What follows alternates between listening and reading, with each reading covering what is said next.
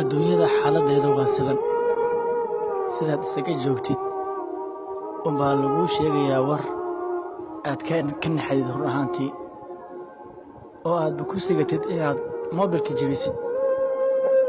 sababtoo ah ilaahay uguma talagelin adduunyada tan in lagu raaxaysto daar raaxa ma ahan qof walba maalin unbaa kafantiisa la jeexjeexi doonaa oo lagu hagaajin doonaa run ahaantiina adduunyada tan uu kala bixi doonaa kafan cad wax alla wuxuu hanti lahaa wax alla wuxuu awlaad dhalay haba yaraatee wax raacaya ma lahan waa loo qubaynayaa baynamaa uu ahaan jiray mid isaga qubaysta madaxaa loo dhaqayaa baynamaa uu ahaan jiray mid madaxiisa dhaqda dharkaa laga siibayaa halka uu ka ahaan jiray mid dharkiisa bixiya wallaahi waa xaqiiqo maalin ayaa ku soo mari doonto anna isoo mari doonto run ahaantii korkeenna biyo lagu shubayo madaxa naloo dhaqayo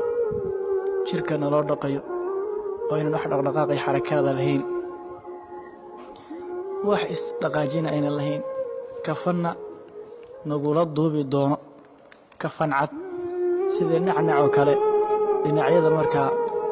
nagala xidhi doono wixii markaa ka sii dambeeyana waxaana loo qaadi doonaa un qabriga oo nabiga calayhi salaatu wasalaam wuxuu leeyahay idaa wudicat aljanaasatu haddii janaasada la dhigo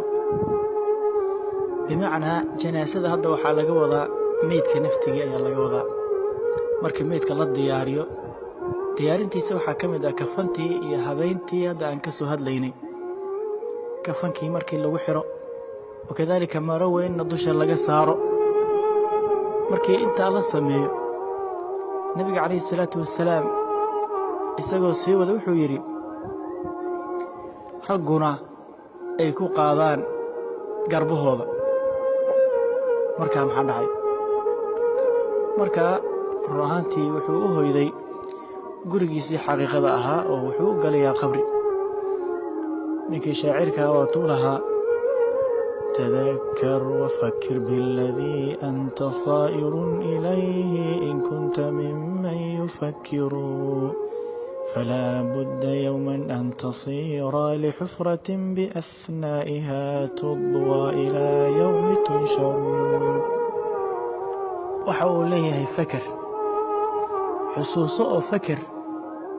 waxaad ku dambayn doontid haddaad ka mid tahay dadka fikira waxaa laga maarmaan ah maalin inaad u ahaatid godkaasoo lagugu duubi doono ilaa maalinka qiyaamaha maalinka addoommada lasoo shirinayo inta laga gaaro god lagugu duubi doono run ahaantii walaalayaal waxaa isweydiin leh oo xusid mudan qofka marka la aaso dadkuna ay qabriga ka soo baxaan midba mar uu uga soo baxo maxaa dhacay nebigu sal lla alay slam wuxuu yidhi sanqartu wuu maqlayaa dadka sii tegayo kabahooda qarcan caalim wuu maqlayaa kadib waxaa u imaanaya malaa'igtaa su'aal bay weydiinayeen man rabbuka man nabiyuka wamaa diinuka saddexdaa su'aal ayaa la weydiinaya hadduu yahay qofka mid wanaagsan oo uu ka jawaabo uu yidhahdo rabbiy allah nabiyi muxamed diin alislaam الله سبحانه وتعالى ayaa sugaya dadka wanaagsan sida hadduu uga jawaabo waxaa la yidhi dhawaq ayaa xagga sare ka yeerayo dhawaqaasoo leh an sadaqa cabdii addoonkayga run ayuu sheegay ee qabriga ha looga dhigo beeraha jannada ka mid ah jannadana albaab ha looga soo furo dhawaqa ayaa xagga sare ka yeerayo kadibna jannada ayaa looga furiyaa albaab qabrigana beer jannaad ayaa looga dhigayaa yaa salaam allow qabrigeena ka dhig beer jannaad kadib waxaa u imaanaya nin qurux badan ninka ayuu leeyahay man ant fa wajhuka aladii yajii'u bilkhayr wejigaaga waa nin khayr ka muuqdo kumaa taha ayuu leeyahay amaa ruuxi xumaa su'aalihii ayaa isna la weydiinayaa waxaa lagu leeyahay man rabbuka malaa'igtii wanabiyuka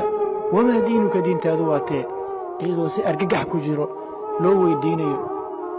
marka ayuu ka jawaabi kari weynaya laa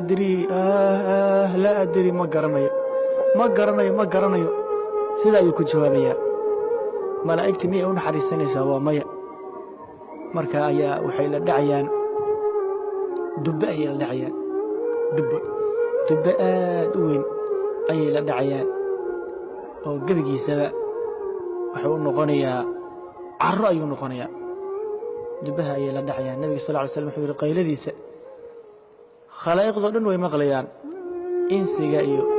jinka mooyaane. hadday maqli lahaayeenna waa ay dhiman lahaayeen. subxaan allah sida ayaa loo cadaabayaa ilaa maalinka qiyaamaha. saa ayaa loo cadaabayaa. allow qabrigeena ka dhig qabri beeraha jannada ka mida ka dhig. walaalayaal haddaba aan diyaar garowno, aan iska ilaalino fitanka uu leeyahay moobilka internetka. walaalayaal yeena noqon shaydaanka mid caawiya, shaydaanka iyo gaalada dad caawiya yeena noqon. gabadha muslimadda waxaa loo baahay inay xishooto, waxaa loo baahay inay is asturto. sawiradeeda meel kasta in laga arko ma bannaana. runaantiina sumcad xumo iyo sharaf xumo ayay ku tahay. marka walaalayaal fiideo kana aan sheergarayno, aan dadka khayrka ku wadacmimo. dadka ahlu baadilkaba xumaanta way sheergareeyaan, adigana